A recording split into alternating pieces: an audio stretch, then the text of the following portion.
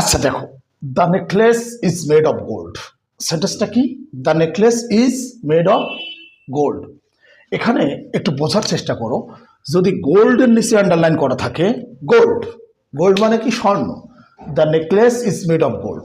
যদি বলা হয় গোল্ড কোন নাউন, গোল্ড কোন noun? Proper noun, common noun, collective noun নাকি ম্যাটেরিয়াল নাউন? তোমরা কি উত্তর দিতে পারবে ঠিক এই মুহূর্তে? দেখো, the necklace is made of gold, এখানে এটা কোন নাউন এটা চিনতে হলে তোমাদেরকে একটা বিষয় একটু মনে রাখতে হবে।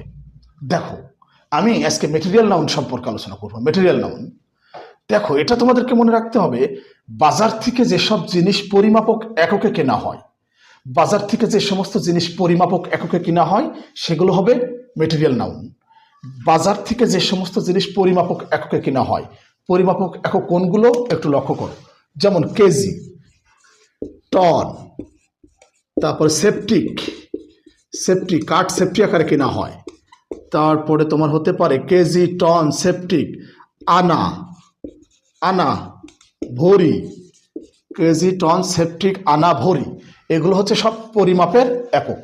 অর্থাৎ তোমাদেরকে এটা মনে রাখতে হবে, বাজার থেকে যে সমস্ত জিনিস পরিমাপক এককে কেনা হয় সেগুলো হচ্ছে ম্যাটেরিয়াল নাউন। এখন একটু কল্পনা করতো, এই যে সোনা, গোল্ড কিসে কেনা হয়? গোল্ড কিন্তু ভরিতে কেনা হয় অথবা আনায় কেনা হয়, গোল্ড ভরিতে কেনা হয়, কাজেই এটা ম্যাটেরিয়াল নাউন হবে। ম্যাটেরিয়াল নাউন হবে, আমার মনে হয় বুঝতে পারছো। চিনি, সুগার, এটা কেজিতে কেনা হয়, কাজেই ম্যাটেরিয়াল নাউন হবে। তারপর রাইস, এটাও কেজিতে কেনা হয়, ম্যাটেরিয়াল নাউন হবে। কাঠ, উড, ইংরেজিতে যেটাকে উড বলা হয়, এই কাঠ সেফটি আকারে কেনা হয়, কাজে ম্যাটেরিয়াল নাউন হবে। আমার মনে হয় বুঝতে পারছো।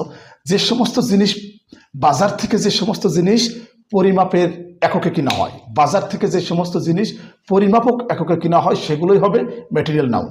আমার মনে হয় বুঝতে পারছো। নিয়মিত এরকম ভিডিও পেতে হলে অবশ্যই আমার ইউটিউব চ্যানেলটি সাবস্ক্রাইব করবে, আমার ফেসবুক প্রোফাইল এবং ফেসবুক পেজ ফলো দিয়ে নিয়মিতভাবে ভিডিওগুলো দেখতে থাকো এবং শিখতে থাকো।